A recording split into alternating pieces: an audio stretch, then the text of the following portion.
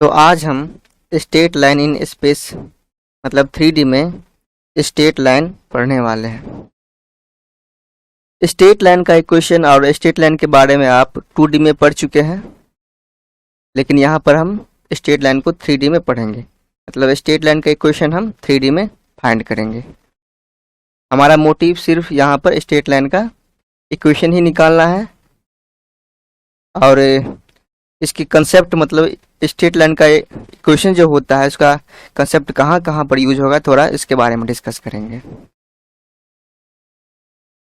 तो straight line space हम start करते हैं। चलिए, स्ट्रेट लाइन इन स्पेस। देखिए, equation of a straight line can be uniquely determined if you have, मतलब एक स्ट्रेट लाइन का इक्वेशन आप यूनिकली निकाल सकते हैं। यूनिकली का मतलब ये हुआ, इक्वेशन स्ट्रेट लाइन का आप इक्वेशन निकालें तो ये नहीं हो सकता जो आपका आंसर कुछ आए और आपके दोस्त का आंसर कुछ आए। यूनिकली का मतलब हुआ इसका आंसर जो होता है, मतलब स्ट्रेट लाइन का इक्वेशन जो होता है वो एक ही होता है। यदि सब विद्यार्थी यदि सही बनाए हैं तो सबका आंसर सेम ही आएगा। इसका मतलब ये हुआ। यूनिक का वैसे हिंदी में मतलब होता है अद्वितीय। ओके, देखिए, एक लाइन का इक्वेशन दो कंडीशनों में निकाला जा सकता है। पहला कंडीशन है यदि वो लाइन, एक लाइन के लिए एक पासिंग पॉइंट दिया जाए और उसका डायरेक्शन दिया जाए। डायरेक्शन का मतलब हुआ इसका डायरेक्शन रेशियो या डायरेक्शन कोसाइन।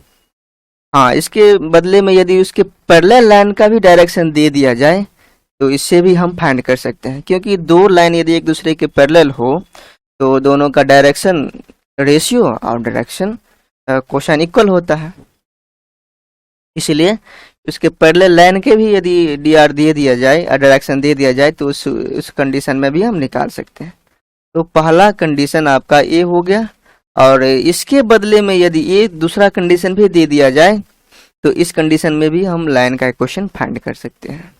इसमें 2 पासिंग पॉइंट दिया गया है। देखिए, यदि आपको 2 पासिंग पॉइंट दिया जाए, मतलब 2 पॉइंट दे दिया जाए, इस दोनों पॉइंट से आपको ये लाइन यदि गुजर रहा है दोनों पासिंग पॉइंट से, तो आप इसका इक्वेशन निकाल सकते हैं आप।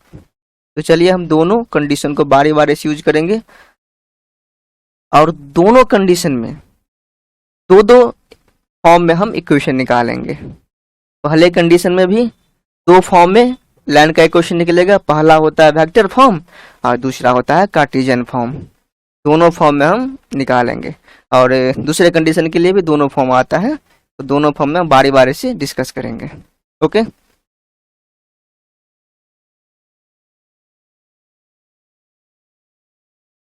तो चलिए, सबसे पहले हम स्ट्रेट लाइन का डिफिनीशन थोड़ा देख लेते हैं ताकि हमें इस कंसेप्ट को समझने में आसानी हो।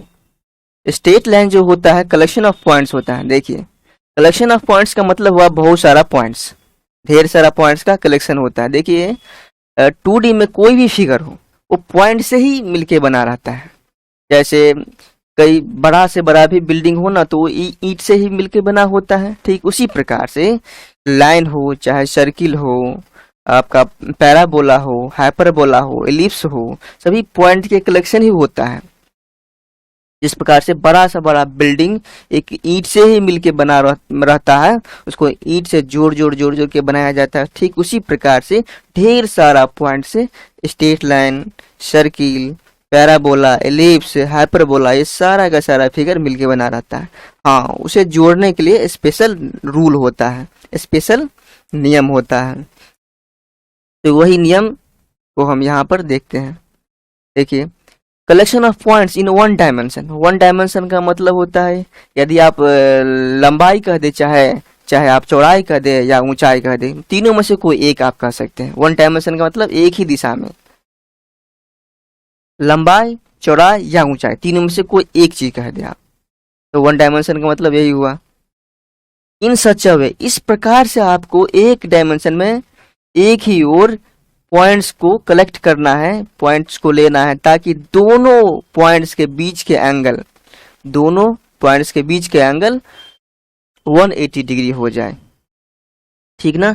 ठीक इस प्रकार से देखिए, देखिए कोई भी 2 पॉइंट लीजिएगा आप तो दोनों के बीच का एंगल 180 डिग्री ही बनेगा।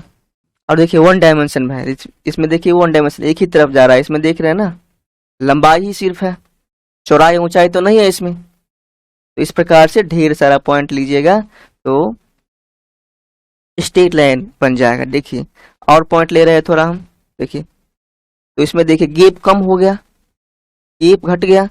इस प्रकार से आप ढेर सारा पॉइंट लीजिएगा तो देखिए लाइन की तरफ बन गया ना। तो इस प्रकार से हम कर सकते हैं, जो स्ट्रेट लाइन जो होता है वो पॉइंट्स का कलेक्शन होता है, ढेर सारा पॉइंट्स का कलेक्शन होता है और 1 डायमेंशन में होता है। और दो इस प्रकार से कलेक्शन होता है, जिस प्रकार से मतलब दोनों कोई भी 2 पॉइंट्स लिए हम दोनों के बीच में 180 डिग्री एंगल बन जाएगा। ओके, तो स्ट्रेट लाइन का मतलब आप समझ गए। अब स्ट्रेट लाइन का इक्वेशन हमें फाइंड करना है। तो इक्वेशन का मतलब क्या हुआ, देखिए इक्वेशन का मतलब होता है आपका इक्वल हो, इक्वल की तरफ भी एक एक्सप्रेशन रखा हो, इक्वल के इस तरफ भी एक एक्सप्रेशन रखा हो, तो इसको हम इक्वेशन कहते हैं। तो एक ऐसा इक्वेशन, स्ट्रेट लाइन का इक्वेशन का मतलब हुआ एक ऐसा इक्वेशन जो इस प्रकार के की सारी पॉइंट्स को सेटिस्फाइड कर दे, तो उसे हम स्ट्रेट लाइन का इक्वेशन कहेंगे। तो वही हम इक्वेशन फाइंड करने वाले हैं। तो इस प्रकार से आप एक स्ट्रेट लाइन का इक्वेशन क्या होता है आप समझ चुके हैं। तो चलिए हम आप आगे बढ़ते हैं, ठीक ना। तो स्ट्रेट लाइन का इक्वेशन हम सबसे पहले वेक्टर फॉर्म में फाइंड कर लेते हैं। तो पहला कंडीशन में क्या दिया गया था आपको, एक पासिंग पॉइंट दिया रहेगा और एक आपको पैरेलल वेक्टर दिया रहेगा या पैरेलल लाइन दिया रहेगा। तो वेक्टर फॉर्म में जब हम इक्वेशन निकाल रहे हैं तो आपको जितना भी इनपुट रहेगा आपको उसको वेक्टर फॉर्म में कन्वर्ट करना पड़ेगा। तो इनपुट का मतलब हुआ जो आपको क्वेश्चन में दिया गया है उसको इनपुट कहेंगे। ओके, तो इस सारे इनपुट मतलब इनपुट यहाँ पे हो गया आपका पासिंग पॉइंट। तो पासिंग पॉइंट रहेगा, देखिए यहाँ x axis y axis z axis है। आप पासिंग पॉइंट और पैरेलल लाइन आपको दिया गया है, पासिंग पॉइंट और ये पैरेलल वेक्टर हुआ, ये आपका वेक्टर हुआ, क्योंकि हम यहाँ पर वेक्टर फॉर्म में निकाल रहे हैं इक्वेशन स्ट्रेट लाइन का, इसलिए हम दोनों इनपुट को हम वेक्टर फॉर्म में लिखेंगे। तो इस पॉइंट का नाम रख लेते हैं, इस पॉइंट का नाम ए हुआ और इस पैरेलल वेक्टर को हम एम वेक्टर से इंडिकेट करेंगे। ओके, तो इस पॉइंट का जब हम वेक्टर फॉर्म में लिखेंगे तो इसका पोजीशन वेक्टर लिखेंगे हम। तो पॉइंट के पोजीशन वेक्टर को हम ऐसे लिखते हैं, ओ से डायरेक्ट किए हम, ओ से डायरेक्ट किए ए पॉइंट तक, मतलब ए वेक्टर, ये जो वेक्टर आप देख रहे हैं इस पॉइंट का पोजीशन वेक्टर हो गया। तो इस पोजीशन वेक्टर को मतलब पासिंग पॉइंट के पोजीशन वेक्टर को हम R1 वेक्टर से इंडिकेट करेंगे। कहीं पर यदि हम R1 वेक्टर लिखे तो आप समझ जाइएगा ये पासिंग पॉइंट का पोजीशन वेक्टर है। ओके, और M वेक्टर से इंडिकेट करें तो ये आप समझ जाइएगा पैरेलल वेक्टर को हम इंडिकेट कर रहे हैं। ओके, इस दोनों इनपुट को हम वेक्टर फॉर्म में लिख लिए। अब देखिए इक्वेशन फाइंड कर रहे हैं, और आप जानते हैं एक लाइन जो होता है पॉइंट्स का कलेक्शन होता है, मतलब ढेर सारा पॉइंट्स का कलेक्शन होता है। तो पॉइंट्स तो लेना ही पड़ेगा क्योंकि यहाँ पर तो एक ही पॉइंट दिया गया पासिंग पॉइंट। ओके, तो पॉइंट्स आपको तो ढेर सारा लेना पड़ेगा। आप किस प्रकार से पॉइंट ले, तो आप देखिए लाइन का इक्वेशन, इस प्रकार की लाइन का इक्वेशन निकालना है, इस पॉइंट से पास करें, ए पॉइंट से पास करें और इसके पैरेलल हो। इसका मतलब हमें एक पॉइंट लेना पड़ेगा, इसी प्रकार से लेना पड़ेगा। चलिए इस पॉइंट को हम P मान लिए।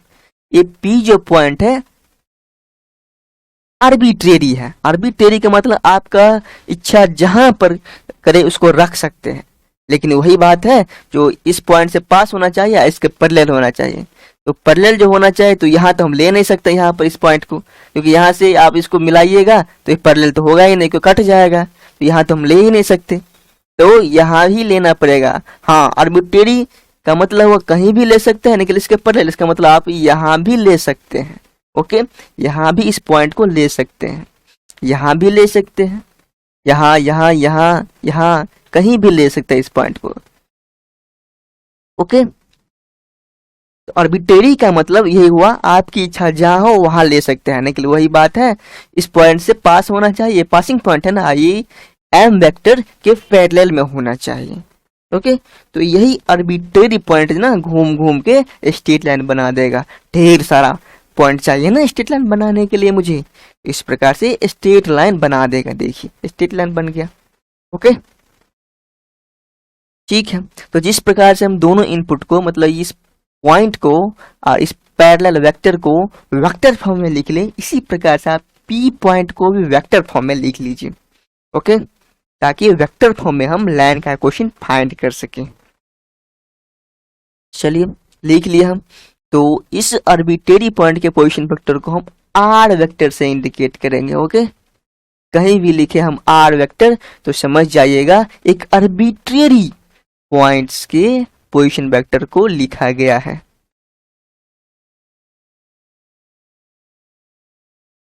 तो चलिए इन सारी बातों को आप सीक्वेंस बाय सीक्वेंस लिख लीजिए, ठीक ना। चलिए ओ हो गया ओरिजिन, ये तो आप जानते हैं, ओ एक्स एक्सिस हो गया, ओ वाई एक्सिस हो गया और ओ जेड एक्सिस हो गया। चलिए तो इस बात को हम लिख लेते हैं, here given passing point is a. तो ये पासिंग पॉइंट आपको दिया ही गया, इनपुट हो गया, ये यही तो दिया गया था क्वेश्चन में, मतलब ये आपको दिया रहेगा क्वेश्चन में। इसका पोजीशन वेक्टर को हम r1 से इंडिकेट किए and parallel line parallel to a given vector, इस वेक्टर के पैरेलल है।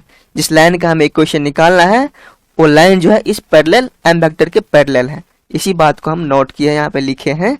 ओके, यहाँ पे देखिए P b the arbitrary point parallel to M, हाँ इसी M वेक्टर के पैरेलल में लिया ना, M वेक्टर के पैरेलल में P आर्बिट्रेरी पॉइंट को लिया है। आर्बिट्रेरी है मतलब आप अपनी इच्छा से कहीं रख सकते हैं, लेकिन वही बात है जो ए पॉइंट से पास होना चाहिए और M वेक्टर के पैरेलल होना चाहिए। ओके, तो P पॉइंट के पोजीशन वेक्टर को हम R वेक्टर से इंडिकेट किए हैं। P पॉइंट के पोजीशन वेक्टर को हम R वेक्टर से इंडिकेट किए हैं। हमेशा कहीं भी हम R वेक्टर लिखे तो आप समझ जाइएगा P मतलब आर्बिट्रेरी वेक्टर को, आर्बिट्रेरी पॉइंट की पोजीशन वेक्टर को लिखा गया है। ओके, अब देखिए AP वेक्टर बन गया। देखिए A से P वेक्टर, इस प्रकार से यहाँ AP वेक्टर देख रहे हैं ना आप, AP वेक्टर हो गया।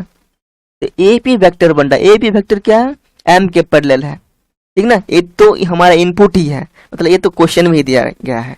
जो AP वेक्टर है, जिस वेक्टर का हमें एक क्वेश्चन निकालना है वेक्टर फॉर्म में, वो वेक्टर जो है इस वेक्टर के M वेक्टर के पैरेलल है, M वेक्टर के पैरेलल है। तो यही बात यहाँ तक तो आप समझ गए, इसी बात को हम लिखे हैं लैंग्वेज में। अब देखिए AP वेक्टर जो है M वेक्टर के पैरेलल है। जब दो वेक्टर एक दूसरे के पैरेलल हो, इसका मतलब क्या, दोनों का मैग्नीट्यूड डिफरेंट हो सकता है। मतलब इसको स्केलिंग करके इतना बड़ा किया जा सकता है, किसी एक वेक्टर को स्केलिंग करके किसी दूसरे वेक्टर के बराबर किया जा सकता है, यही ना। मतलब इसी वेक्टर में, इसी वेक्टर को आपको इसके बराबर करना है तो बस इसको स्केलिंग करना पड़ेगा। स्केलिंग का मतलब इसका लंबाई बढ़ा सकते हैं या घटा सकते हैं। स्केलिंग का मतलब हुआ इसका लंबाई को बढ़ाना या घटाना। तो इसके लिए हम एक स्केलर लेते हैं। किसी वेक्टर को आपको स्केलिंग करना हो, मतलब उसका लंबाई घटाना बढ़ाना हो, तो उसको स्केलर से गुना किया जाता है, उसको स्केलर कहते हैं। एक नंबर से, मतलब एक रियल नंबर से गुना करना पड़ता है, मल्टीप्लाई करना पड़ता है ताकि उसको हम बढ़ा से घटा सके। यदि एक से बड़ा नंबर से आप इसको मल्टीप्लाई कीजिएगा तो उसका स्केलिंग बड़ा होगा, मतलब उसका लंबाई बढ़ेगा। एक से छोटा नंबर से आप उसको मल्टीप्लाई कीजिएगा तो उसका लंबाई घट जाएगा, और एक से मल्टीप्लाई कीजिएगा तो वही का वही रहेगा, उसका लंबाई में कुछ चेंजिंग नहीं होगा। इस बात को आप ध्यान में रखिए। तो देखिए ये M वेक्टर और AP वेक्टर का लंबाई तो सेम है नहीं, तो इस दोनों का वेक्टर को यदि बराबर करना है तो किसी एक को तो स्केलिंग करना ही पड़ेगा। देखिए ऐसे इम्प्लाइज दैट, मतलब इस दोनों को पैरेलल होने के लिए जरूरी है आपका AP और M वेक्टर के यदि आप बराबर लिख रहे हैं, इक्वल लिख रहे हैं, तो एक स्केलर लेना ही पड़ेगा, क्योंकि AP वेक्टर और M वेक्टर तो मैग्नीट्यूड में इक्वल तो है नहीं, तो बस हमें इक्वल बनाने के लिए एक स्केलर लेना पड़ेगा, ताकि इस वेक्टर को स्केलिंग करके हम उसकी लंबाई में चेंजिंग करके हम इसके बराबर लिख सके। तो इस प्रकार से दो वेक्टर यदि एक दूसरे के पैरेलल हो तो इस प्रकार से लिखा जाता है। इस स्टेप को आप समझ गए ना, क्यों यहाँ पर लैम्डा लिखा गया है, लैम्डा से क्यों गुना किया गया है, क्योंकि स्केलिंग करना था इसीलिए हम लैम्डा से गुना किए। ओके, तो चलिए अब एपी वेक्टर देखिए क्या है। कोई भी वेक्टर आप कैसे फाइंड करते थे, जैसे 2 पॉइंट से आपको एक वेक्टर पास हो रहा है, यहाँ देखिए 2 पॉइंट्स, इस वेक्टर को कैसे निकालते थे हम, तो इसका पोजीशन वेक्टर, इसका एंड पॉइंट का पोजीशन वेक्टर में से हम घटा लेते थे इस इनिशियल पॉइंट के पोजीशन वेक्टर को, तो इस प्रकार से ए वेक्टर निकल जाता था। ऐसे ए है, ए बी है, तो ए बी वेक्टर यदि फाइंड करना रहता था तो क्या करते थे हम, पोजीशन वेक्टर ऑफ बी, इसमें से माइनस कर लेते थे पोजीशन वेक्टर ऑफ ए, तो इस प्रकार से ए वेक्टर निकाल लेते थे ना। तो उसी प्रकार से एपी वेक्टर को आप फाइंड कर लीजिए।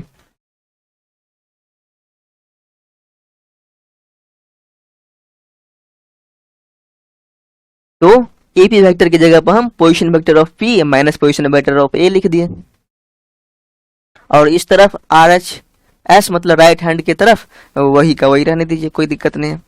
अब देखिए पी के पोजीशन वेक्टर, यहाँ पे देखिए पी का पोजीशन वेक्टर ओपी है ना, ओपी वेक्टर है, ओपी वेक्टर देखिए पी का पोजीशन वेक्टर ओपी वेक्टर, जिसको हम आर वेक्टर से इंडिकेट किए हैं इसको, ठीक है। तो इसको हम लिख दिए, पी का पोजीशन वेक्टर ओपी वेक्टर है और ए का पोजीशन वेक्टर ओ ए वेक्टर है। ओके, आगे देखिए यहाँ पर ओपी वेक्टर को हम आर वेक्टर मान चुके हैं और ओ ए वेक्टर को R1 वेक्टर मान चुके हैं, और इस तरफ तो वैसे कि वैसा है।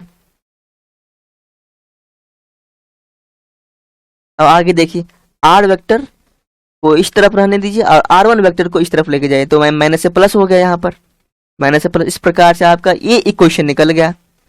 तो यही इक्वेशन है हमारा, यही इक्वेशन को निकालना चाहता है। ये इक्वेशन जो निकला आपका, इस प्रकार की पी जो आर्बिट्रेरी पॉइंट लिए, इस प्रकार के आर्बिट्रेरी पॉइंट सभी पॉइंट्स को ये सेटिस्फाइड करता है।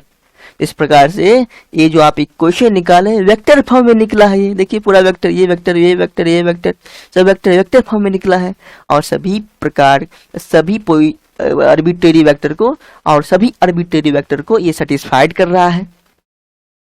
इस प्रकार से यही इक्वेशन आपका निकल गया, स्ट्रेट लाइन का वेक्टर फॉर्म में निकल गया। तो इस इक्वेशन को आप नोट करके चलिए, ये हमारा स्ट्रेट लाइन का इक्वेशन हो गया वेक्टर फॉर्म में।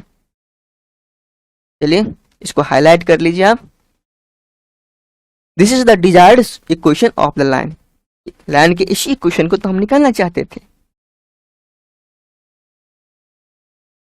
चलिए इन सारी बातों को हम स्टेटमेंट के द्वारा लिख लेते हैं। ए स्टेटमेंट हो गया, स्टेटमेंट में इन सारी बातों जितना बात आपको समझाए हैं इस सब का समरी है, इसमें देख लीजिए, इस स्टेटमेंट को लिख लीजिए। The vector equation of a straight line, एक स्ट्रेट लाइन का vector equation passing through a given point, एक पॉइंट से जब पास करे उसका पोजीशन वेक्टर R1 है, तो R1 मान के चले थे, इसका पोजीशन वेक्टर R1 है, and parallel to a given vector M, और इस M वेक्टर के पैरेलल में है, तो उसका इक्वेशन कैसा हो जाएगा, ऐसा हो जाएगा, ऐसा हो जाएगा इसका वेक्टर इक्वेशन। तो इसी बात को आप स्टेटमेंट के द्वारा लिख लीजिए, इस बात को नोट कर लीजिएगा।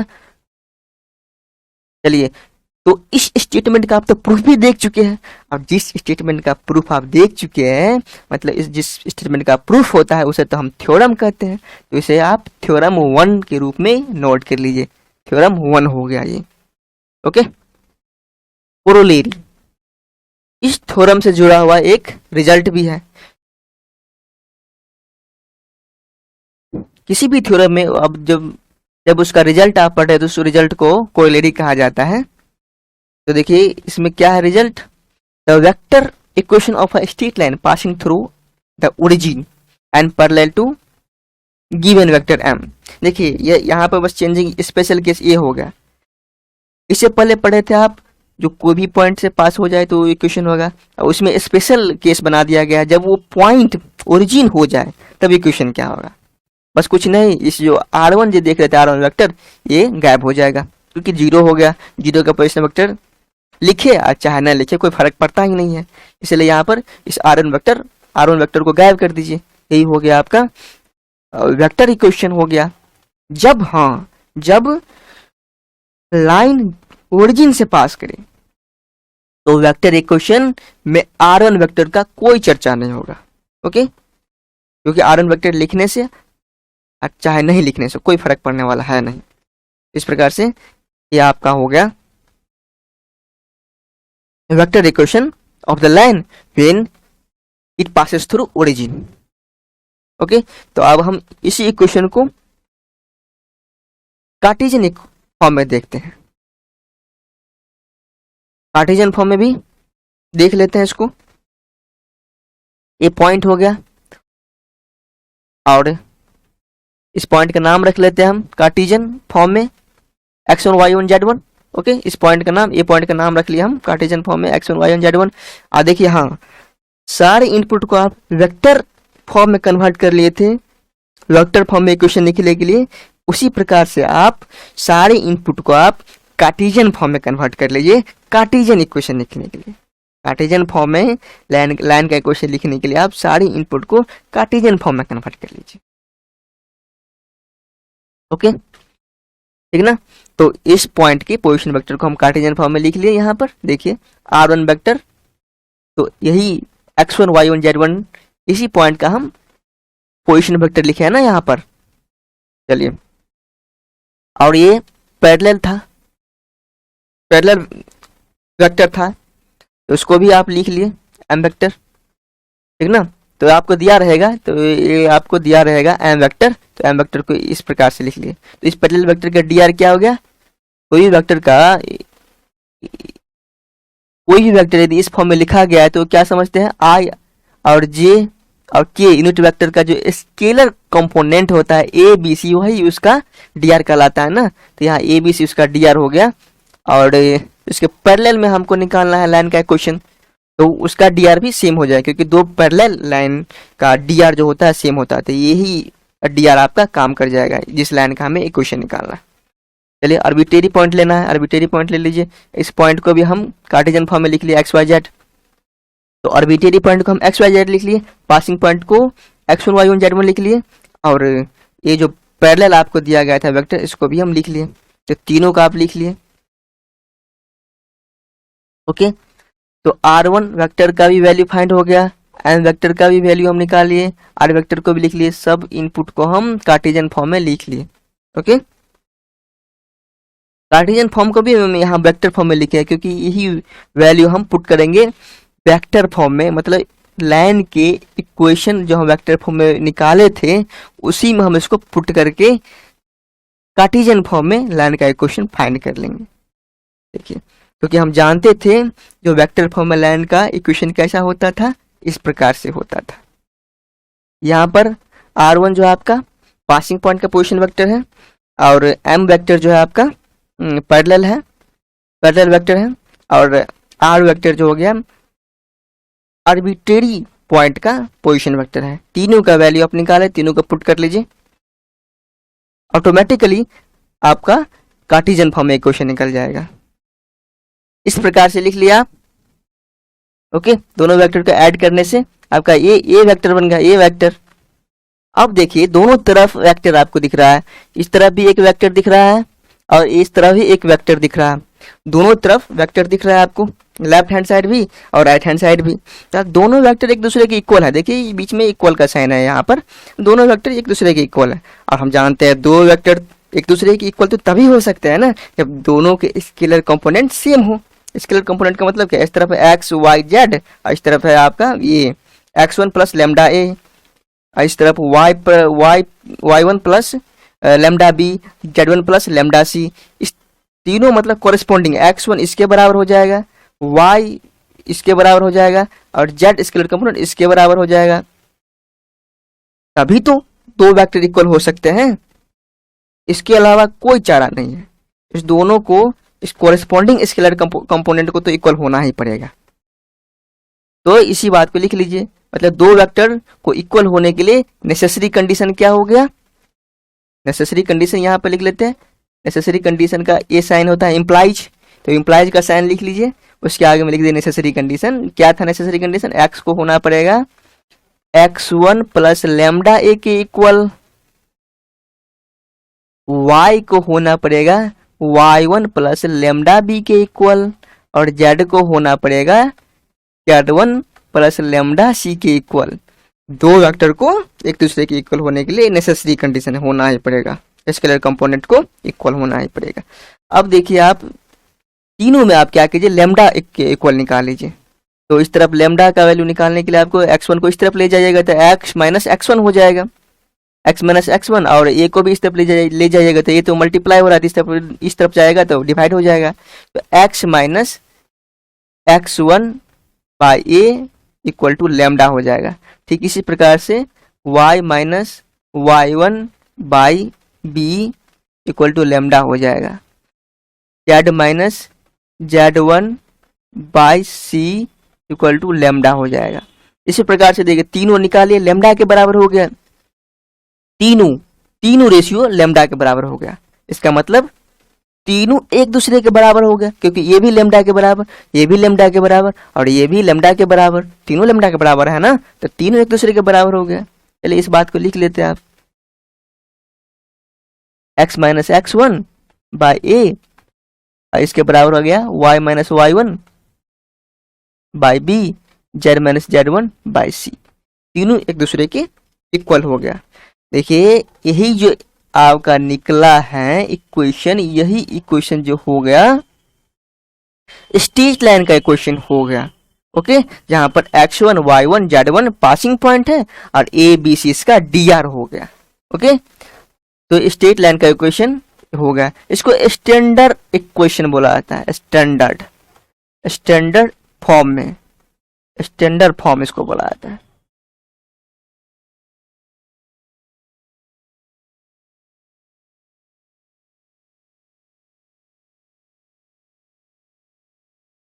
एक लाइन के, एक स्ट्रेट लाइन का इक्वेशन का ये स्टैंडर्ड फॉर्म हो गया। ओके, स्टैंडर्ड फॉर्म का मतलब देख लिया, यहाँ पर देख लीजिए एक्स और वाई और जेड, एक्स वाई जेड तीनों का जो यहाँ पर कोफिशिएंट देख रहा है, मतलब पीछे में +1 लगा हुआ है, कुछ नहीं मतलब +1 लगा हुआ है। तो कभी भी आपको स्टैंडर्ड फॉर्म में लाइन का इक्वेशन लिखने के लिए बोला जाए तो आप ध्यान दीजिएगा। मान लीजिए यहाँ पर 3 रहेगा तो 3 को गैप करना पड़ेगा, -3 रहेगा तो गैप करके यहाँ पर -3 को +1 लाना पड़ेगा। किसी भी सूरत में आपको इसी फॉर्म में लिखना पड़ेगा। स्टैंडर्ड इक्वेशन लिखने की कभी भी आपको बोला जाए स्ट्रेट लाइन के इक्वेशन को तो इस फॉर्म में लिखिएगा, मतलब एक्स वाई जेड तीनों के कोफिशिएंट को +1 बना दीजिएगा, अब बाद बाकी जो होगा सो देखा जाएगा। अब +1 बनाने के बाद देखिएगा x1 में से क्या घट रहा है, x में से क्या घट रहा है, y में से क्या घट रहा है, z में से क्या घट रहा है। ये जो घट रहा होगा उसको हम पासिंग पॉइंट बोल देंगे। यहाँ पे क्या घट रहा है, x1 y1 z1। मान लीजिए यहाँ पर यदि प्लस हुआ x प्लस x1 तो x में से क्या घट रहा है, यहाँ पर -x1 घट रहा है, तो यहाँ पासिंग पॉइंट हो जाएगा -x1। निकले यहाँ पर तो डायरेक्टली दिख रहा है, डायरेक्टली दिख रहा है यहाँ पर जो x में से x1 घट रहा है, इसीलिए y में से y1 घट रहा है, z में से z1 घट रहा है। ओके, तो यहाँ पर आपका पासिंग पॉइंट हो गया, लाइन का पासिंग पॉइंट हो गया x1 y1 z1। और dr क्या, dr तो दिख रहा है abc, तो dr हो गया abc। ओके, तो स्टैंडर्ड फॉर्म भी आप देख लिए। चलिए, तो पहले कंडीशन में हम स्ट्रेट लाइन का इक्वेशन वेक्टर फॉर्म में भी फाइंड कर लिए और कार्टेशियन फॉर्म में भी फाइंड कर लिए। चलिए इससे जुड़े हुए कुछ हम क्वेश्चन सॉल्व कर लेते हैं। ओके, और दूसरा कंडीशन जो होता है इसके लिए भी 2 थ्योरम आएगा, एक वेक्टर फॉर्म में और दूसरा कार्टेशियन फॉर्म में, तो उसको हम बाद में पढ़ेंगे। पहले हम इस कंसेप्ट को क्लियर कर लेते हैं। इस दोनों थ्योरम पर बेस्ड जो होगा इसको, अच्छा इस बात को भी आप थोड़ा स्टेटमेंट के रूप में नोट कर लीजिए। अभी तो मैंने रफली इसको समझा दिया, कार्टेशियन फॉर्म में वेक्टर मतलब कार्टेशियन फॉर्म में स्ट्रेट लाइन के इक्वेशन को रफली तो समझा दिया हम, इसको थोड़ा लिख लीजिए आप। देखिए ये स्टेटमेंट हो गया, ये ना passing point x1 y1 z1 हो गया और dr हो गया abc, इस बात को लिख लीजिए आप। ये स्टेटमेंट हो गया, थ्योरम नंबर 2 हो गया ये। इस बात को आप इस स्टेटमेंट का प्रूफ लिखना चाहते हैं सिक्वेंस बाय सिक्वेंस, मतलब सजा के हम तो रफली समझा दिया, अभी इसको सजा के लिखना चाहते तो लिख लीजिए यहाँ पे, इसका प्रूफ हो गया, इस थ्योरम का प्रूफ जो हम अभी समझाए हैं उसी बात को यहाँ पे लिखा गया है, कोई नया नहीं है यहाँ पर, बस यहाँ पर थोड़ा समझा के थोड़ा सीक्वेंस में लिखा गया है, मतलब अरेंज करके लिखा गया है, तो आप इसको नोट कर लीजिएगा। ये भी है प्रूफ का पार्ट ही, ये है, यहाँ पर प्रूफ हो गया है, यहाँ पर प्रूफ है, प्रूव्ड। ओके, तो इस थ्योरम नंबर 2 का भी प्रूफ आप लिख लीजिएगा। सॉल्व एग्जाम्पल फर्स्ट देखिए आप, पहला क्वेश्चन यही है। ये क्वेश्चन में क्या कहा जा रहा है, find the vector equation of a line which is parallel to vector this, इस वेक्टर के पैरेलल है, ठीक ना। तो देखिए पैरेलल वेक्टर को हम एम वेक्टर से डिनोट किए थे, ध्यान रखिएगा आप, एम वेक्टर दिया गया आपको, and which passes through the point, इस पॉइंट से पास हो रहा है। देखिए पासिंग पॉइंट के पोजीशन वेक्टर को हम r1 वेक्टर से इंडिकेट किए थे, इस बात का ध्यान दीजिएगा, मतलब दोनों इनपुट आपको दिया गया है, ये इनपुट हो गया आपको, द गिवन लिख लीजिए, द गिवन यहाँ पे दिया गया है r1 वेक्टर, तो r1 वेक्टर क्या है, position vector of passing point का पोजीशन वेक्टर हम r1 वेक्टर से इंडिकेट करते हैं। देखो पोजीशन क्या हो गया, 5 हो गया, -2 है, पासिंग पॉइंट 4 है, तो बस किसी भी पॉइंट का आपको पोजीशन वेक्टर निकालना रहता था, बस तो उसमें वेक्टर कंपोनेंट लगा दीजिए, i हो गया, j हो गया और k हो गया। इसके पीछे कुछ साइन है, मतलब प्लस है, इसके पीछे तो साइन लगा है, ऑलरेडी लगा हुआ है साइन, कोई बात नहीं, बस यही हो गया आपका, इसका पोजीशन वेक्टर हो गया, पासिंग पॉइंट का पोजीशन वेक्टर हो गया, r1 वेक्टर हो गया। अब देखिए पैरेलल लाइन भी दिया गया है, एंड पैरेलल वेक्टर को हम m वेक्टर से डिनोट करते हैं। m वेक्टर क्या दिया गया है, 2i - j + 3k दिया गया है, ठीक ना।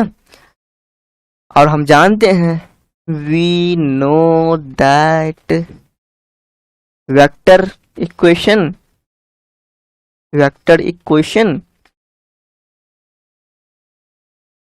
of the line is r vector equal to r1 vector बस plus lambda m vector parallel है, सबका वैल्यू रख दीजिए यहाँ पर, हो गया आपका लाइन का इक्वेशन फाइंड हो गया। r1 वेक्टर क्या है, 5i - 2j + 4k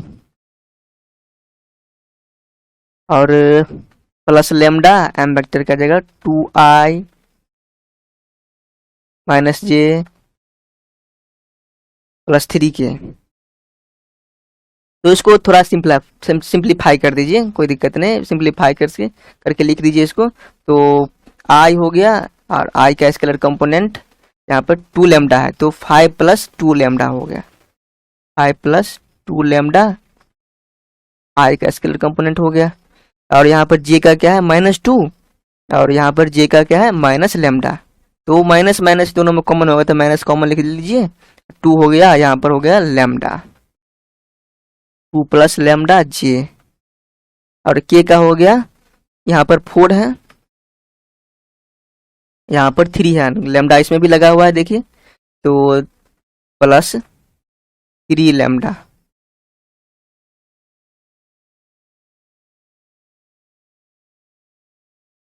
तो इस प्रकार से आप, यही था आपका डिजायर्ड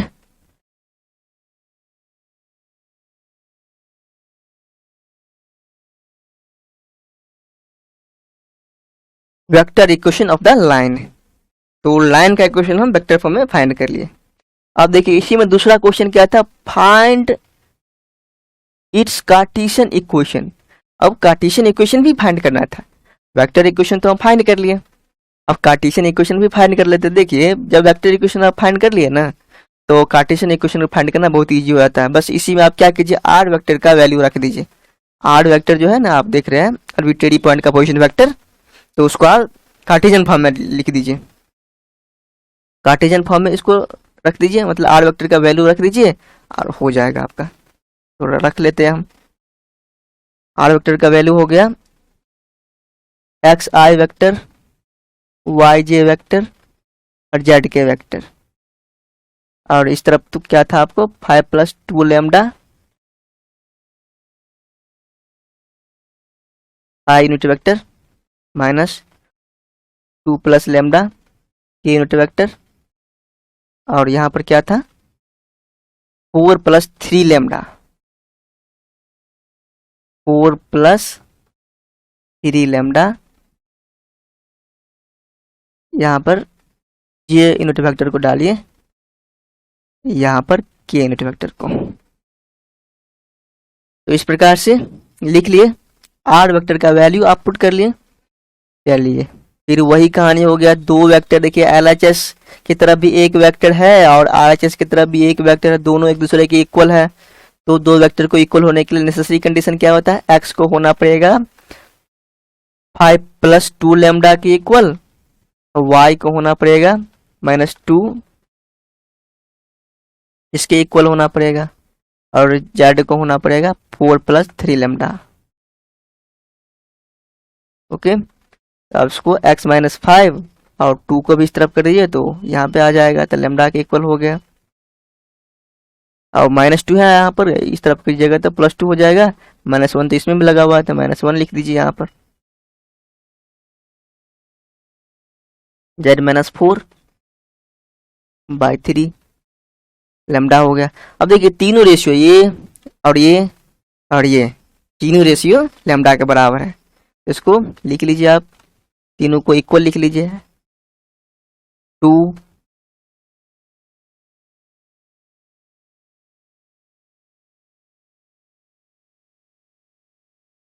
चलिए यही एक क्वेश्चन जो निकला आपका कार्टेशियन फॉर्म में निकल गया, स्ट्रेट लाइन का क्वेश्चन। चलिए तो स्ट्रेट लाइन का क्वेश्चन आप कार्टेशियन फॉर्म में भी निकालिए। हाँ लिख दीजिए, दिस इज रिक्वायर्ड इक्वेशन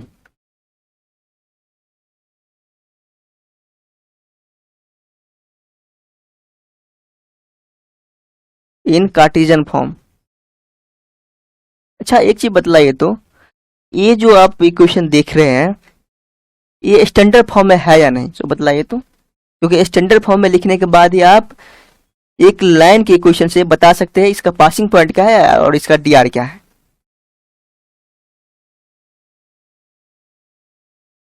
तो देखिए x के पीछे भी +1 है, y के पीछे भी +1 है और z के पीछे भी +1 है। देखिए तो ये स्टैंडर्ड फॉर्म में लिखा गया है इसका मतलब। तो आप इसे देखकर आप पासिंग पॉइंट भी बता सकते हैं और इसका डी भी बता सकते हैं। आप जब तक आप स्टैंडर्ड फॉर्म में नहीं लिखेंगे तब तक आप इसका पासिंग पॉइंट और डी बताइएगा तो गलत हो जाएगा। इसलिए इसको सबसे पहले स्टैंडर्ड फॉर्म में लिखा जाता है। तो यहाँ पे लिखा ही गया क्योंकि x के पीछे भी +1 है, y के पीछे भी +1 है और z के पीछे भी +1 है।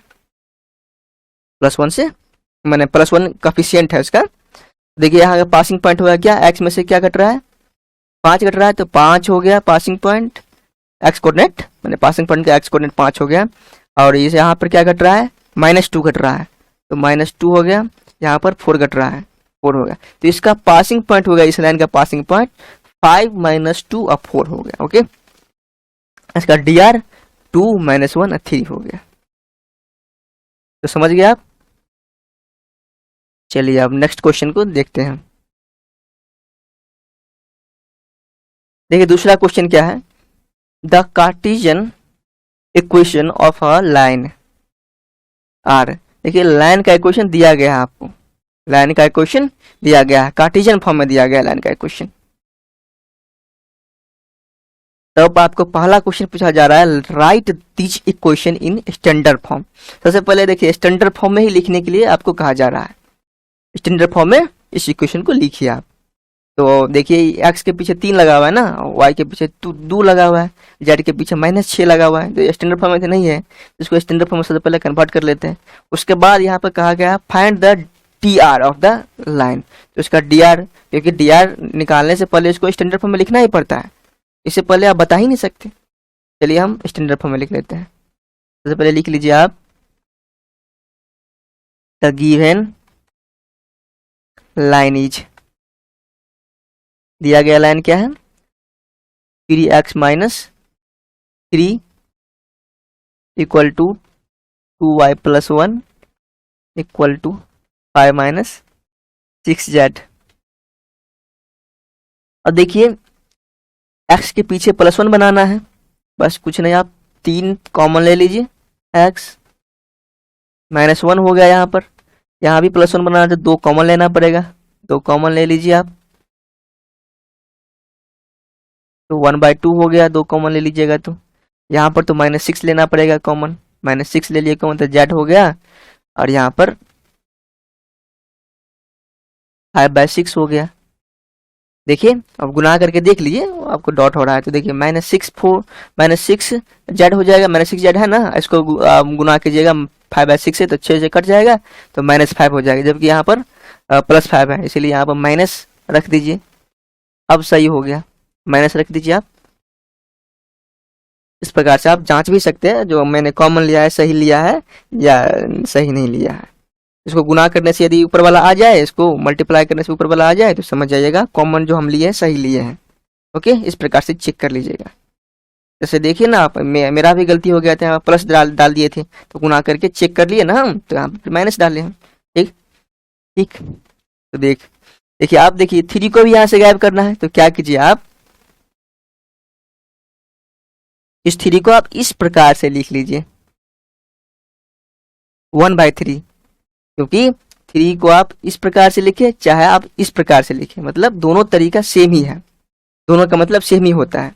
क्योंकि आप x -1 में 1/3 से डिवाइड कीजिएगा तो फिर 3 ऊपर ही चला जाए, क्योंकि x -1 ऐसे है, मतलब इसमें बट्टा लगा हुआ है 1, इसको डिवाइड करना है 1/3 से, 1/3 से डिवाइड करने का मतलब क्या 3/1 हो जाएगा, डिवाइड कीजिएगा तो उल्टा हो जाता है, तो 3 ऊपर ही चला गया ना, तो इसको हम 3x - 1 भी लिख सकते हैं।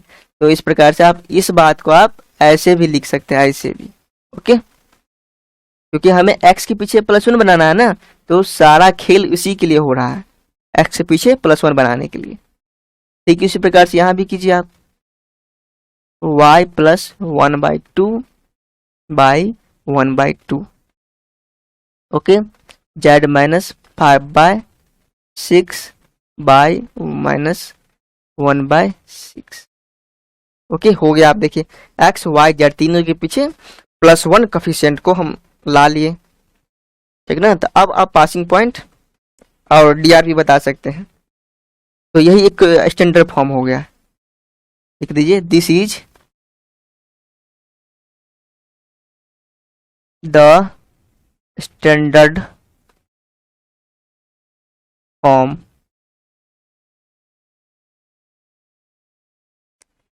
of the equation of the line। Okay, अब यहाँ पे dr आपसे पूछा जा रहा है, dr of the given line, तो dr आपको ये हो गया, तो dr क्या हो गया, dr लिख लीजिए 1/3 1/2 और -1/6। तो इस प्रकार से आपका 2 का ए क्वेश्चन, पहला क्वेश्चन सॉल्व हो गया। आप बी नंबर क्वेश्चन देखिए, right the equation of the given line in vector form. ये चलिए वेक्टर फॉर्म में भी इसका इक्वेशन लिख लेते हैं। वेक्टर फॉर्म में लिखने के लिए r1 वेक्टर और m वेक्टर की जरूरत पड़ती है ना, तो r1 वेक्टर क्या हो गया, यहाँ पर r1 वेक्टर हो गया मतलब पासिंग पॉइंट का पोजीशन वेक्टर। पासिंग पॉइंट क्या है यहाँ पर, पासिंग पॉइंट -1, मतलब ये 1 हो गया, और लिख लीजिए पासिंग पॉइंट भी लिख लीजिए आप, पासिंग पॉइंट क्या हो गया, पासिंग पॉइंट, देखिए क्या घट रहा है x में से 1, यहाँ पर y में से -1/2 सब्ट्रैक्ट हो रहा है, -1/2, यहाँ पर 5/6, तो ये हो गया आपका पासिंग पॉइंट। इसी का पोजीशन वेक्टर को हम r1 वेक्टर से इंडिकेट करते हैं, लिख लीजिए आप। तो r1 वेक्टर क्या हो गया, इस प्रकार से पासिंग पॉइंट का पोजीशन वेक्टर हम लिख लिए, r1 वेक्टर लिख लिए। और m वेक्टर भी लिखना है मुझे। m क्या होता है, पैरेलल वेक्टर। तो इसका dr देखिए दिया गया है, इस लाइन का dr दिया गया है, तो इसके पैरेलल वेक्टर का dr भी यही होगा। और dr की मदद से हम उसको उस वेक्टर को तो लिख ही सकते हैं। dr क्या है, 1/3 1/2 -1/6। तो इस लाइन की dr को आप लिख लीजिए इस तरह से। dr क्या था, 1/3 1/2 -1/6 इसका dr था। बस इसी में आप वेक्टर कंपोनेंट को जोड़ दीजिए, i j और k। यही जो हो गया पैरेलल वेक्टर का पोजीशन वेक्टर हो गया। पैरेलल वेक्टर यही हो गया। तो लाइन की dr से आप पैरेलल वेक्टर निकाल सकते हैं। तो देखिए r1 वेक्टर भी निकाल लिए हम, अब पैरेलल वेक्टर भी निकाल लिए हम। अब इस वेक्टर इक्वेशन निकालने के लिए उसमें पुट कर दीजिए। वेक्टर इक्वेशन क्या होता है, you know that vector equation of the line is, r1 vector का वैल्यू फाइंड रख दीजिए यहाँ पर आप।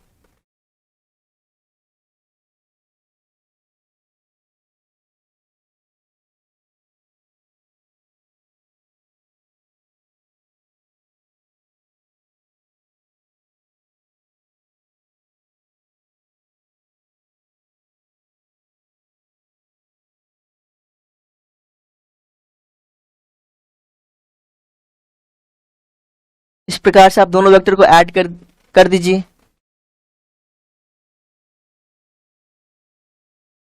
वन प्लस 1/3 लैम्डा, यहाँ पर माइनस है, -1/2 प्लस 1/2 लैम्डा,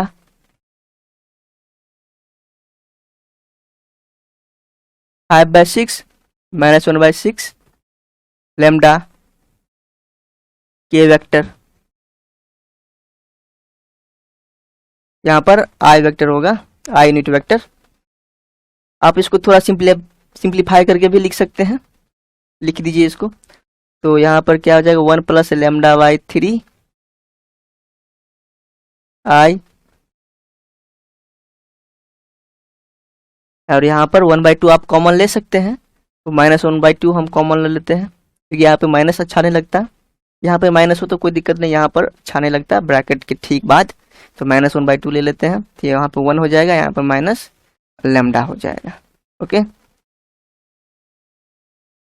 तो 5/6, तो यहाँ पर कॉमन आप 1/6 ही लीजिए, तो 5 माइनस लैम्डा हो जाएगा के यूनिट वेक्टर। इसी प्रकार से आप वेक्टर फॉर्म में लाइन का इक्वेशन आप निकाल लिए। तो चलिए इस क्वेश्चन को तो हम सॉल्व कर लिए। अब नेक्स्ट क्वेश्चन देखते हैं हम।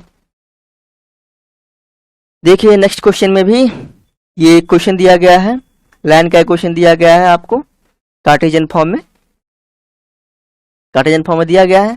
और देखिए पहला question, right this equation in standard form. इस इक्वेशन को हमें स्टैंडर्ड फॉर्म में लिखना है।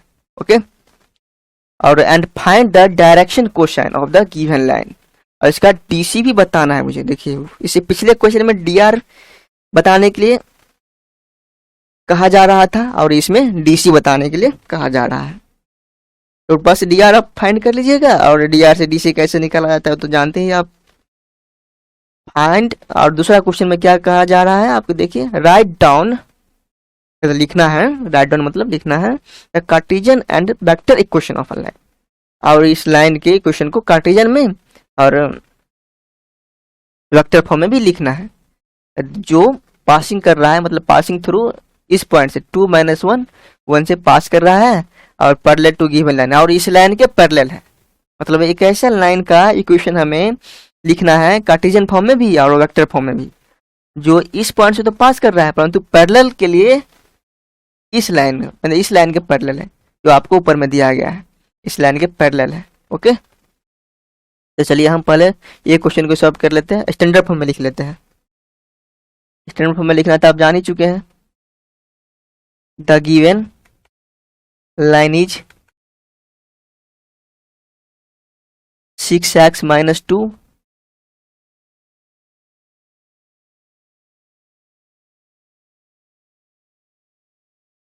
3y plus 1 2z minus 2। चलिए यहाँ पर 6 कॉमन ले लेते हैं हम।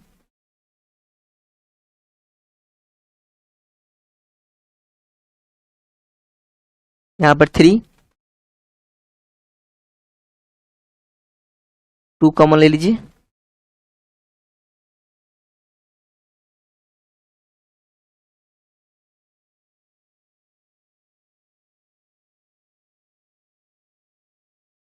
इसे इस प्रकार लिख लीजिए आप, स्टैंडर्ड फॉर्म में इस प्रकार ही लिखा जाता है। इसे पिछले क्वेश्चन में भी हम देख चुके हैं। चलिए यहाँ पर आपका पासिंग पॉइंट हो गया, पासिंग पॉइंट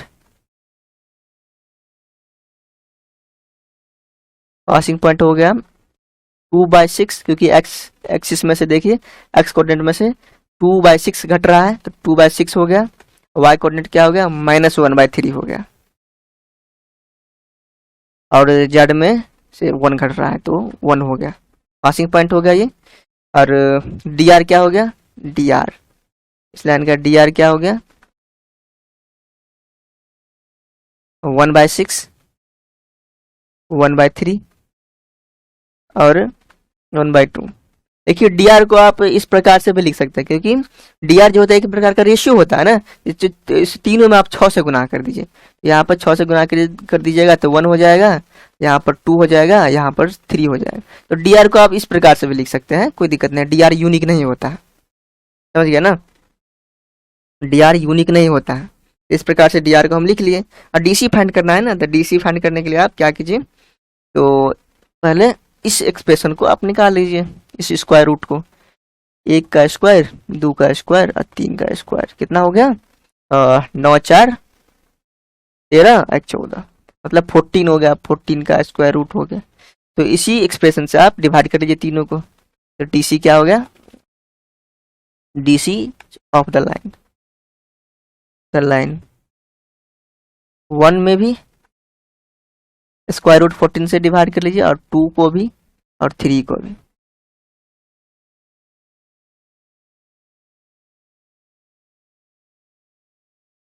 ओके, तो ये डीसी आप फाइंड कर लिए। तो इस प्रकार से आप ये क्वेश्चन हो गया 3 का ये।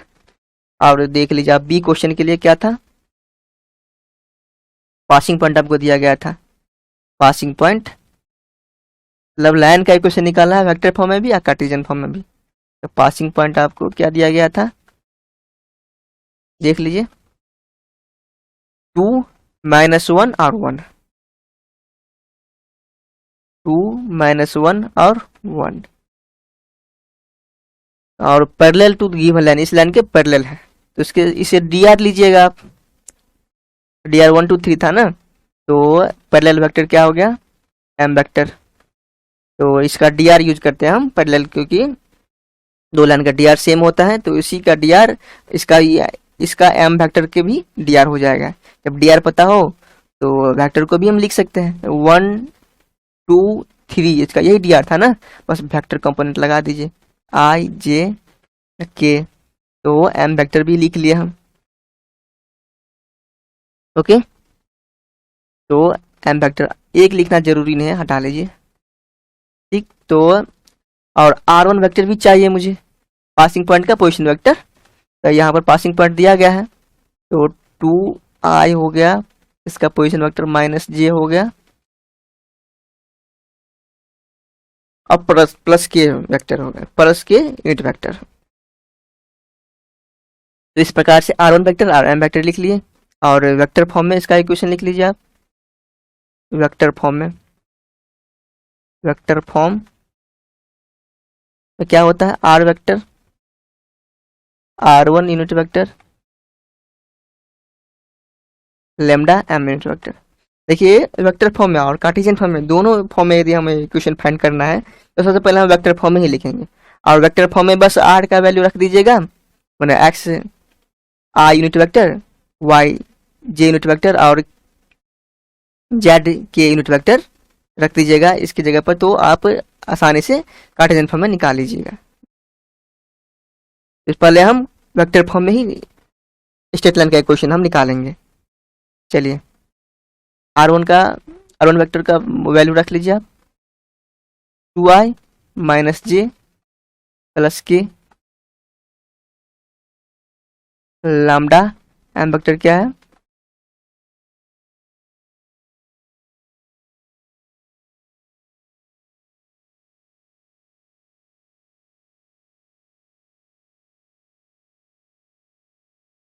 देखिए इसको ऐड कीजिएगा, -1 है यहाँ पर 2 लैम्डा है तो माइनस कॉमन ले लीजिए 1 माइनस 2 लैम्डा, और जे हो गया जे यूनिट वेक्टर, यहाँ पर आई यूनिट वेक्टर है इसको लिख लीजिए, और के तो 1 प्लस 3 लैम्डा के यूनिट वेक्टर।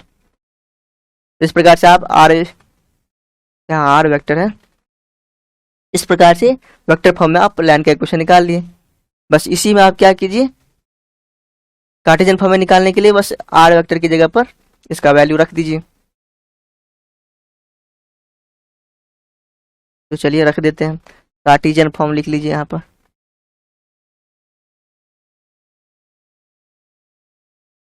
कार्टेशियन फॉर्म तो आर वेक्टर का वैल्यू क्या होता है वाई जे जेड के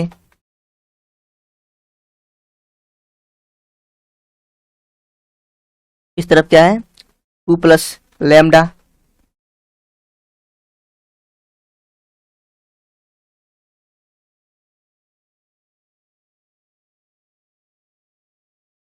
वन माइनस 2 लैम्डा,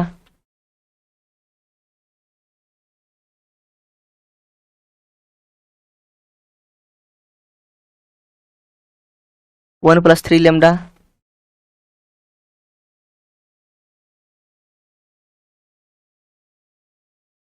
ओके। अब देखिए दो वेक्टर एक दूसरे के इक्वल हो तो नेसेसरी कंडीशन क्या होता है, नेसेसरी कंडीशन हो गया आपको जो स्केलर कंपोनेंट को इक्वल होना ही पड़ेगा।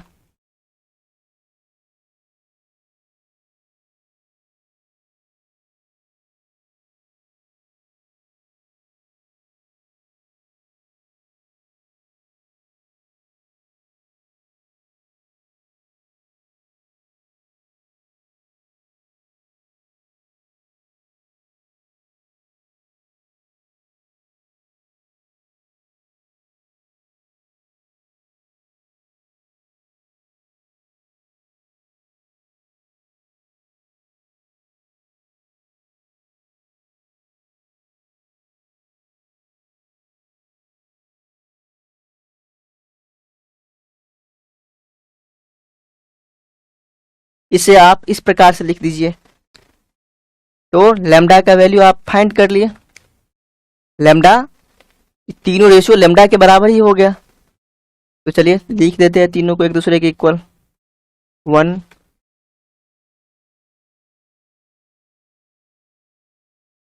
जेड माइनस 1/3, यही हो गया आपका लाइन का इक्वेशन कार्टेशियन फॉर्म में।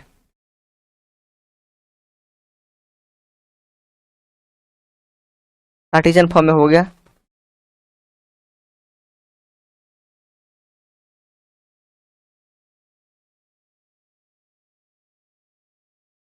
तो नेक्स्ट क्वेश्चन हम देख लेते हैं। देखिए चौथा नंबर क्वेश्चन देख लीजिए आप, find the Cartesian and vector equation of the line. एक लाइन का कार्टेशियन और वेक्टर इक्वेशन दोनों निकालना है, पासिंग थ्रू द पॉइंट, इस पॉइंट से पास कर रहा है, ये पासिंग पॉइंट पे दे दिया गया है, perpendicular each of the lines, और जिस लाइन का हमें इक्वेशन निकालना है वो लाइन इस दोनों लाइन पर परपेंडिकुलर है, इस दोनों लाइन पर परपेंडिकुलर, देखिए इस दोनों लाइन पर परपेंडिकुलर है। ओके तो आप निकाल लीजिए इक्वेशन। देखिए पासिंग पॉइंट तो दिया ही गया है, बस हमें एक पैरेलल चाहिए ना, या पैरेलल लाइन का डीआर चाहिए या उसी लाइन का डीआर मिल जाए तो भी कोई बात नहीं, उसी लाइन का भी डीआर निकाल लीजिएगा तो भी हो जाएगा। इक्वेशन निकालने के लिए, लाइन का इक्वेशन निकालने के लिए एक पासिंग पॉइंट और उसका डीआर चाहिए मुझे। तो चलिए ठीक है, पासिंग पॉइंट तो दिया ही गया है, देख लीजिए आप, बस डी आर की जरूरत है। तो डी आर की जरूरत है तो मान लीजिए आप डी आर, अभी मान लेते हैं। तो डी आर निकालना है मुझे। Let a b c be the d r of the line. Of the line का मतलब जिस लाइन का मुझे इक्वेशन निकालना है, जो जो लाइन क्वेश्चन में दिया गया है। तो इसका डी आर निकाल लिया आप। ओके, अब देखिए ये लाइन जो है, जिस लाइन का हमें इक्वेशन निकालना है, ये लाइन इसके भी पैरेलल है, इसके भी पैरेलल है, दोनों के पैरेलल है, सॉरी दोनों के परपेंडिकुलर है, दोनों के परपेंडिकुलर है। अब परपेंडिकुलर का मतलब क्या होता है? जब दो लाइन एक दूसरे के परपेंडिकुलर हो तो दोनों के डी आर के लिए कंडीशन अब पढ़े हैं, लिख दीजिए। इफ L1 परपेंडिकुलर हो L2 पर, मतलब दो लाइन, पहला लाइन और दूसरा लाइन यदि एक दूसरे पर दोनों परपेंडिकुलर हो, देन हम जानते हैं L1 L2 M1 M2 plus N1 N2 equal to 0। यही कंडीशन होता था ना। यहाँ पर L1 M1 N1 DC है आपका, तो ये कंडीशन DC के लिए भी होल्ड करता है और DR के लिए भी होल्ड करता है, कोई दिक्कत नहीं। आप यहाँ L1 M1 N1 की जगह पर DC भी दे सकते हैं, फर्स्ट लाइन का DC दे दीजिए, और L2 M2 N2 की जगह पर सेकंड लाइन का DR दे दीजिए। दोनों की जगह पर आप DC की जगह पर DR भी यूज कर सकते हैं। यहाँ पर DR दिया गया है तो DR ही रख लीजिए आप। तो पहला लाइन भी इस लाइन के परपेंडिकुलर हो गया। तो देखिए DR क्या था, ए बी सी मान लिए थे हम। ए लाइन मतलब जो लाइन, जिस लाइन का इक्वेशन निकालना है उस लाइन का डी आर ये ए बी सी हम मान लिए थे। और दूसरा लाइन का डी आर क्या हो गया, देखिए यहाँ सबसे पहले देखिए डी आर लिखने से पहले देख लीजिए स्टैंडर्ड फॉर्म में लिखा गया है कि नहीं लिखा गया। तो देखिए इस लाइन का इक्वेशन स्टैंडर्ड फॉर्म में लिखा गया है। देखिए एक्स के पीछे भी +1 है, वाई के पीछे ये +1 है, जेड के पीछे ये +1 है। डी आर लेने से पहले हमेशा अलर्ट रहिएगा, देख लीजिएगा स्टैंडर्ड फॉर्म में लिखा गया उसी के बाद ही डी आर लीजिएगा, नहीं तो गलत हो जाएगा आपका। तो देखिए इस इक्वेशन को देख लीजिए आप, डी आर मतलब डी आर ले सकते हैं इस इक्वेशन से, क्योंकि ये स्टैंडर्ड फॉर्म में लिखा गया है। एक्स वाई जेड तीनों से पहले +1 है ना, तीनों का कोएफिशिएंट +1 है, तो आप ले सकते हैं इसे। इसका डी आर क्या हो गया, 3 - 16 और 7 हो गया। तो 3 हो गया, 16 हो गया, -16 है, -16 ले लीजिए, और यहाँ पर 7 है। बस तीनों का एड जो होता है 0 होता है, इसी कंडीशन में हम पुट कर लिए। ओके, तो क्या हो गया, 3a - 16b + 7c, ये हो गया ना। चलिए इसको हम इक्वेशन फर्स्ट मान लेते हैं, और जिस प्रकार से हम इस लाइन के लिए देखे ठीक उसी प्रकार से इस लाइन के भी देख लीजिए। मतलब रिक्वायर्ड लाइन का मतलब जिस लाइन का इक्वेशन निकालना है वो लाइन इसके भी परपेंडिकुलर है ना। तो जिस प्रकार से इसमें कंडीशन सेट किए उसी प्रकार से आप इस लाइन के लिए भी कंडीशन सेट कर लीजिए। मतलब इसका डी आर क्या हो गया, ये भी स्टैंडर्ड फॉर्म में लिखा गया है। देखिए लाइन का इक्वेशन स्टैंडर्ड फॉर्म में लिखा गया है, इसका मतलब इसका डी आर जो है 3, 8 और -5 हो गया। ओके, तो उसके लिए भी आप सेट कर लीजिए। अगेन इसका डी आर क्या हो गया, 3, 8 और -5 हो गया। और इस लाइन का डी आर हम मान चुके थे पहले, ए बी और सी। यहाँ तो साइन पहले से है, माइनस रख लीजिए, माइनस इक्वल टू 0। इस प्रकार से इसको हम सेकंड इक्वेशन मान लिए। और डी आर हमें फाइंड करना है ना, ए बी सी। इस दोनों को आप सॉल्व कर लीजिए, फर्स्ट इक्वेशन और सेकंड इक्वेशन को क्रॉस मल्टीप्लिकेशन के द्वारा सॉल्व कर लीजिए, तो ए बी सी का वैल्यू आपको फाइंड हो जाएगा। अर्थात आपको इस लाइन का डी आर निकल जाएगा। तो डी आर जब निकालिए तो पासिंग पॉइंट तो दिया ही गया है, तो आप कार्टेशियन इक्वेशन लिख लीजिएगा आराम से। चलिए हम सॉल्व कर लेते हैं फर्स्ट इक्वेशन और सेकंड इक्वेशन को क्रॉस मल्टीप्लिकेशन के द्वारा। क्रॉस मल्टीप्लिकेशन हम इस प्रकार से लिखते हैं,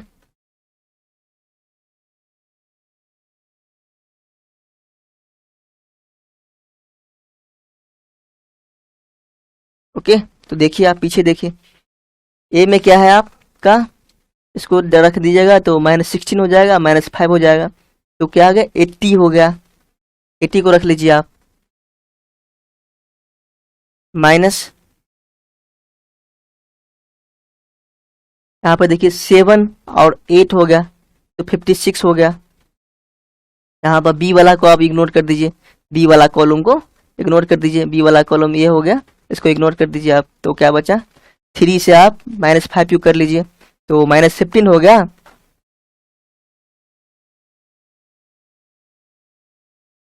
और इस प्रकार से 7 को 3 से कर लीजिए, तो 21 हो गया। और अब सी वाले कॉलम को आप इग्नोर कर दीजिए, तो 24 और -48, तो माइनस माइनस प्लस हो गया, तो 48 हो गया।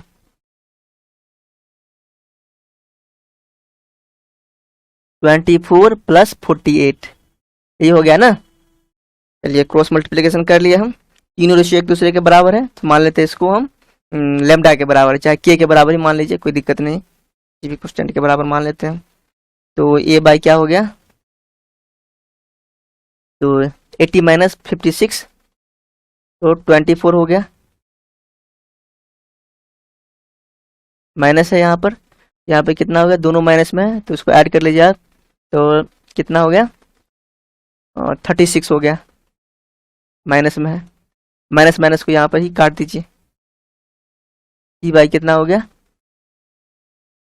60 और 72 हो गया, इक्वल टू के।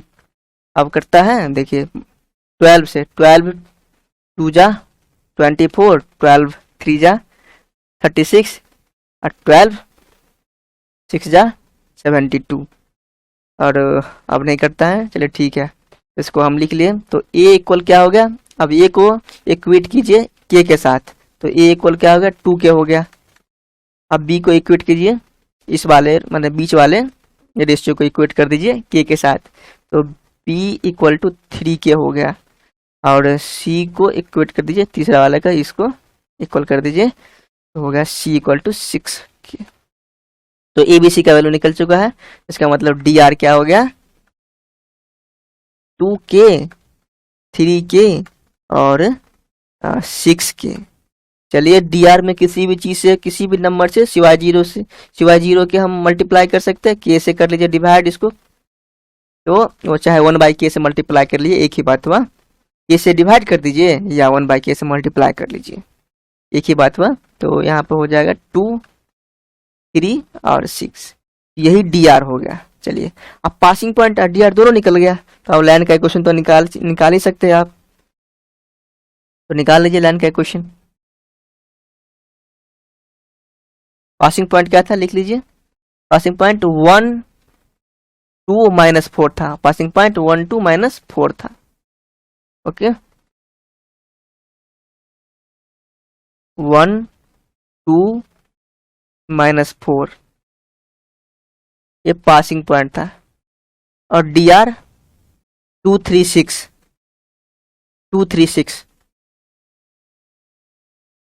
इस प्रकार से आप इसका पोजीशन वेक्टर लिखिएगा। तो r1 वेक्टर से इंडिकेट करते हैं पोजीशन वेक्टर को, तो r1 वेक्टर क्या हो गया i 2j -4k, बस इसका पोजीशन वेक्टर लिख लिया इस पॉइंट का हम। और डी आर क्या हो गया, तो पैरेलल वेक्टर लिखिएगा आप, तो लिख सकते हैं डी आर से पैरेलल वेक्टर लिख सकते हैं, 2i हो गया, 3j हो गया, 6k हो गया। तो वेक्टर एक फॉर्म में जब इक्वेशन निकालिएगा लाइन का इक्वेशन जब वेक्टर फॉर्म में निकालिएगा, तो इस इनपुट का यूज हो जाएगा, इस इनपुट का यूज हो जाएगा। जब कार्टेशियन फॉर्म में निकालिएगा तो इस इनपुट का यूज हो जाएगा। इस प्रकार से आप वेक्टर फॉर्म में और कार्टेशियन फॉर्म में दोनों फॉर्म में निकाल सकते हैं। तो चलिए दोनों फॉर्म में हम लिख लेते हैं लाइन का इक्वेशन, इस तरफ लिख लेते हैं हम कार्टेशियन फॉर्म में। कार्टेशियन फॉर्म में क्या होता है, x माइनस पासिंग पॉइंट क्या है 1, तो x -1 y -2 z -4 है, तो z +4 हो जाएगा। और डी आर क्या है 2 3 6 2 3 6, तो यही हो गया आपका इक्वेशन।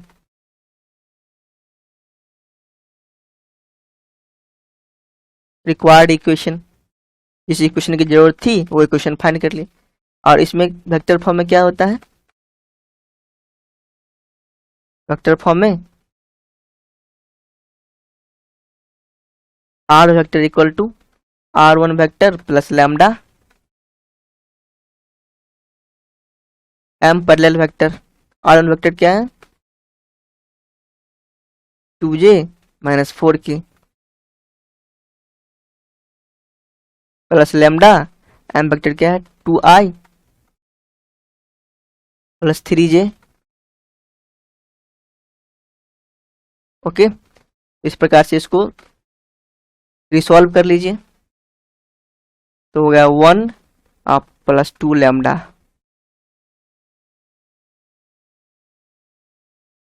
2 प्लस 3 लैम्डा और माइनस 4 है यहाँ पर और प्लस 6 है, तो माइनस कॉमन ले लीजिए आप, 4 माइनस 6 लैम्डा हो गया, माइनस 6 लैम्डा आई जे के यूनिट वेक्टर। इस प्रकार से आप निकाल लिए, तो ये हो गया रिक्वायर्ड इक्वेशन, वेक्टर फॉर्म में होगा ये। ओके, तो इस प्रकार से आप, क्वेश्चन क्या था देख लीजिए, तो फाइंड द कार्टेशियन और वेक्टर फॉर्म, दोनों फॉर्म में लाइन का इक्वेशन निकालना था।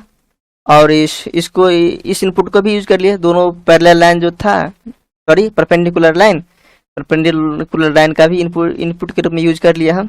तो लाइन का इक्वेशन ही निकालना था कार्टेशियन फॉर्म में और वेक्टर फॉर्म में, तो ये दोनों तो निकाल ही चुके हैं, इसका मतलब ये क्वेश्चन भी सॉल्व हो गया। चलिए नेक्स्ट क्वेश्चन देख लेते हैं हम।